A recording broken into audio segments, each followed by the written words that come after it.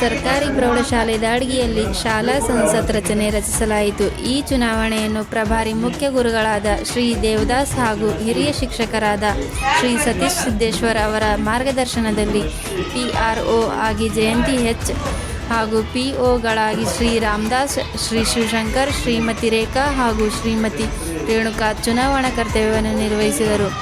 ಎಲ್ಲ ವಿದ್ಯಾರ್ಥಿಗಳು ಬಹಳ ಉತ್ಸುಕತೆಯಿಂದ ಮತ ಚಲಾಯಿಸಿ ತಮ್ಮ ತಮ್ಮ ಸ್ನೇಹಿತರಿಗೆ ವಿಜಯಶಾಲಿಯಾಗಿ ಮಾಡಿದರು. ಅದರಲ್ಲಿ 54 ಮತಗಳ ಪೈಕಿ 45 ಮತಗಳ ಪಡೆದು ಪ್ರಜ್ಞಾ ಅರವಿಂದ್ ಪ್ರಧಾನಮಂತ್ರಿಯಾಗಿ ಹಾಗೂ ಉಪ ಪ್ರಧಾನಿಯಾಗಿ ಕುಮಾರ್ ಪ್ರಣವ್ ಅರವಿಂದ್ ಎರಡನೇ ಅತಿ ಹೆಚ್ಚು ಮತಗಳ ಪಡೆದು ಆಯ್ಕೆಯಾದರು.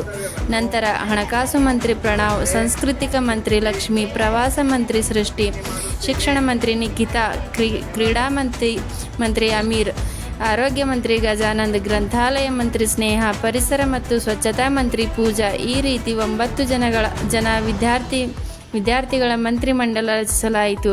ನಂತರ ವಿಜಯಶಾಲಿಗಳಿಗೆ ಪ್ರತಿಜ್ಞಾ ವಿಧಿ ಬೋಧಿಸಿ ಪ್ರಮಾಣ ಪತ್ರ ವಿತರಿಸಲಾಯಿತು.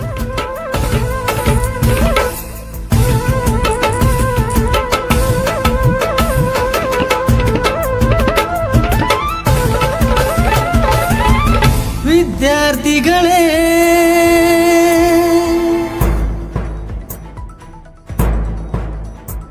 ನಮ್ಮ ದೇಶದ ನಿಜ ಸಂಪತ್ತು,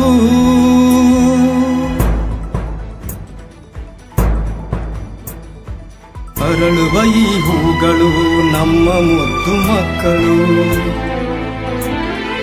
ಏನೂ ಅರಿಯದ ಬಿಳಿ ಹಾಳೆಯ ಪುಟಗಳು, ಭಾರತದ ನಿಜ ಸಂಪತ್ತು